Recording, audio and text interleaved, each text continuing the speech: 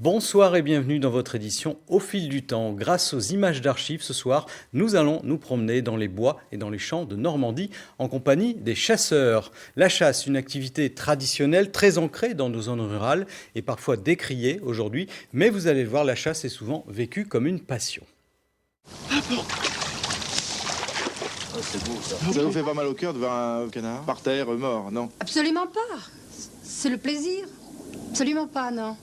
Non. J'adore les bêtes, mais la chasse, disons que ça me fait rien du tout.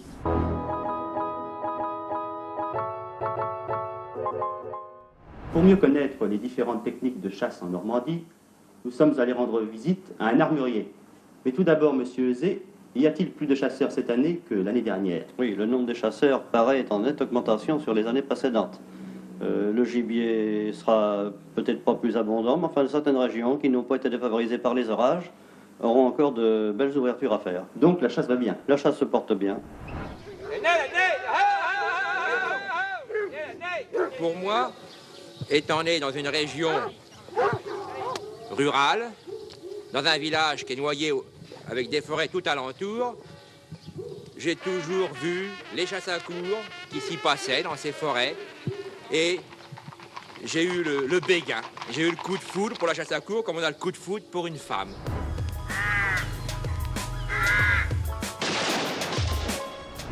En France, l'année dernière, on peut dire qu'il y avait 1 900 000 chasseurs. Ce chiffre est en réduction nette depuis 4 ans. Certainement 100 000 chasseurs de moins. Cette baisse, elle est visiblement la création de l'examen pour le permis de chasser. Il y a 15 ans, en France, on dénombrait plus de 2 millions de chasseurs. Aujourd'hui, ils ne sont plus qu'1 600 000.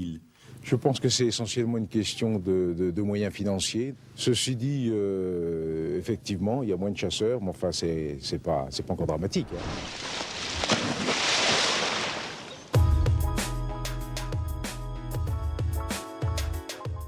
Notre invité est un chasseur. Bonsoir Jean-Christophe Allouet. Vous êtes le président de la Fédération de chasse du Calvados. Alors quand vous voyez dans les archives cette baisse au fil des années du nombre de chasseurs, est-ce que ça vous chagrine? Alors oui et non. Elle est inéluctable. Pourquoi elle est inéluctable? Parce que au début du XXe siècle, 80% de la population française était rurale et 20% était citadine. Aujourd'hui, les tendances sont totalement inversées. Donc fatalement, les racines de la ruralité s'évaporent au profit de vie citadine et forcément, le nombre de chasseurs diminue pour cette raison-là. Il y a aussi une autre raison importante, c'est les terres agricoles ont perdu du terrain, puisqu'on perd l'équivalent d'un département tous les 10 ans de surface agricole, donc par la force des choses aussi de territoires qui sont chassables. Est-ce que, vous parliez des campagnes qui se vident en quelque sorte, est-ce que c'est ça qui a changé? C'est le rapport que les citoyens ont avec la nature, tout simplement? Alors, les rapports avec la nature ont totalement changé, puisqu'encore une fois, pour les mêmes raisons, on avait dans le temps tous un grand-père, un parent d'origine agricole, agriculteur en quelque sorte, qui travaillait la terre.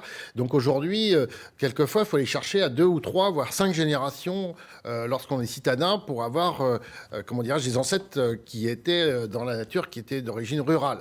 Donc forcément, le monde de la vision de la ruralité est différente. Aujourd'hui, on voit la ruralité, on voit la nature dans une espèce de bulle, dans un aquarium, et à laquelle il faut surtout laisser tout dans l'état, sans rien changer. Il faudrait que le temps s'arrête. Or, il y a des habitants, il y a des gens qui vivent dans la ruralité. Il faut peut-être tenir compte de leurs avis. Voilà. Et notamment des chasseurs. Est-ce que vous diriez que la chasse, c'est un loisir ou c'est un peu plus que ça? Alors, c'est plus qu'un loisir parce que, en fait, c'est un engagement. À la fois, un engagement dans la biodiversité, c'est aussi un engagement parce qu'on ne chasse pas du jour au lendemain. Il y a des étapes, il y a, une initiation pour pouvoir chasser. Il y a aussi un permis. Il y a aussi les permis de chasser. Et c'est là que nous, Fédération de chasseurs, nous sommes là pour effectivement aider les gens dans leur démarche. Parce que beaucoup de citadins aujourd'hui retournent vers la chasse, bien sûr. Et alors, vous le disiez, il y a beaucoup de règles de sécurité notamment qui sont de plus en plus strictes. Ça aussi, ça fait partie des choses que la Fédération enseigne aux chasseurs. Alors, on enseigne bien entendu des mesures de sécurité. Il faut savoir que la chasse est l'activité certainement la plus réglementée en France par rapport à toutes les activités qui existent. C'est ce qu'il y a de plus réglementé.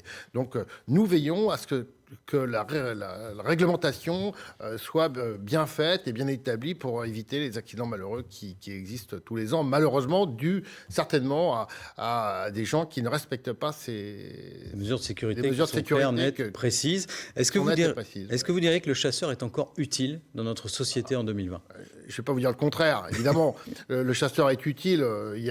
Si je prends par exemple le canton de Genève où la chasse est interdite depuis plus de 20 ans, c'est une catastrophe. On est obligé de salarier des gens pour pouvoir prélever des lièvres parce qu'il y a des dégâts agricoles, pour prélever des sangliers. Et puis surtout, les chasseurs ont une utilité, au moins dans la recherche, dans le travail et des indemnités que nous payons aux agriculteurs par rapport aux dégâts occasionnés par le grand gibier, notamment par les sangliers. Donc dans le Calvados, par exemple, on paye cette année aux alentours de 850 000 € aux agriculteurs d'indemnités pour les champs qui sont ravagés par les sangliers. Donc les chasseurs, contrairement à ce qu'on dit, réduisent d'une manière importante le nombre d'animaux qui font des dégâts sur les cultures. C'est votre rôle de régulateur. Merci Jean-Christophe Alloué. Je rappelle que vous êtes président de la Fédération de chasse du Calvados. Et pour savoir plus sur la chasse, eh bien vous pouvez aller sur le site de la Fédération nationale des chasseurs. L'adresse est chasseurdefrance.com. Et en Normandie, chaque fédération départementale a son site internet. Par exemple, pour vous, pour le Calvados, c'est fdc14.fr. Merci beaucoup. Tout de suite, c'est votre journal régional. Excellente soirée à tous.